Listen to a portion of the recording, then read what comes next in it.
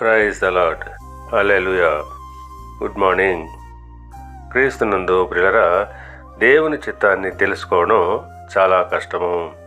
ఎప్పుడు మనము మన జీవితంలో దేవుని చిత్తాన్ని తెలుసుకొనగలమంటే రోమీయులకు రాసిన పత్రిక 12వ అధ్యాయము 2వ వచనాన్ని మనము చూసినట్లయితే, దేవుని చిత్తమేదో పరీక్షించి తెలుసుకున్నట్లు మీ మనస్సు మారి నూతన మగుట వలన రూపాంతరము పొందుడి.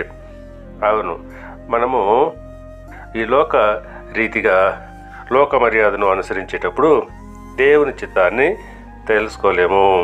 ఎప్పుడైతే మనసు మారి రూపాంతరం పొందుకుంటామో అప్పుడు మనము దేవుని చిత్తాన్ని తెలుసుకోగలము. రూపాంతరము అనగా క్రీస్తు పోలికలోనికి మార్పు చెందడము.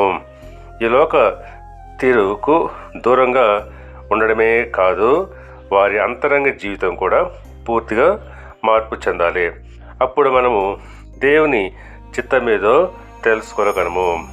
ఆ ప్రకారంగా మనము దేవుని చిత్తం ప్రకారంగా మనము ఆయనను ఏది అడిగినా కూడా ఆయన మనకు తప్పకుండా అనుగ్రహిస్తాడు. దేవుడు మిమ్మల్ని దీవించి ఆశీర్వదించి వర్ధిల్ల చేయనుగాక. ఆమెన్.